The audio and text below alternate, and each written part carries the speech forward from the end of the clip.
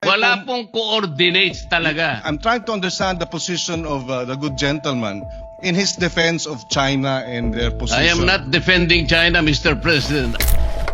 Ang pangyayari lang, kailangan nating linawin. Ano ba talagang pinagtatanggol natin? Mr. President, nabanggit na natin ito kahapon. Bumabalik tayo ulit sa usapin na ito. Pero babanggitin ko ulit, Mr. President. Under Republic Act 9522, yung baseline law, Republic Act 12064, Philippine Maritime Zone Act, at yung AO 29, maliwanag na in-identify ang West Philippine Sea. Besides, Mr. President, ayon sa UNCLOS, hindi ibig sabihin dahil hindi natin nasasamite sa UNCLOS, gaya ng nabanggit ng ating butihing senador, na wala na tayong kapangyarihan o lakas o basehan para ipaglaban yung West Philippine Sea, Mr. President. It is only for purposes of publication and information. It is not made a condition sine qua non for entitlement. Wala pong coordinates talaga. Hindi po ang MAPA lang po ang magbibigay ng coordinates. Malamang marahil hindi tayo nagkakaintindihan dahil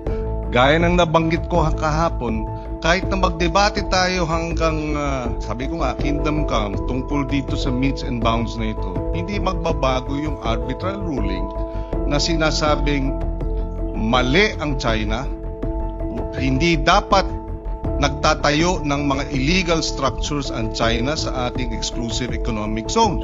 So bakit tayo bumabalik dito sa debate ng meets and bounds? Para sa ano? Para pahinain natin yung naging award natin sa International Tribunal? Para questionin natin na yung award natin ay kulang? Para bigyang duda na tayo nga ba'y nanalo? Hindi naman po siguro. Panalo tayo, binigay sa atin yan, at hindi tayo mananalo kung hindi maliwanag ang ating mga karapatan at ang ating exclusive economic zone kahit na hindi pa nade-determine ang meets and bounds. Dahil yon ang sinasabi ng UNCLOS. UNCLOS ang basehan ng ating pagkapanalo. Walang pinag-uusapang meets and bounds sa usapin po nung determination ng ating exclusive economic zone, Mr. President. Sana po, kung maintindihan ng ating butihing senador yun, hindi tayo magkakaroon ng ganitong hindi pagkakaunawa.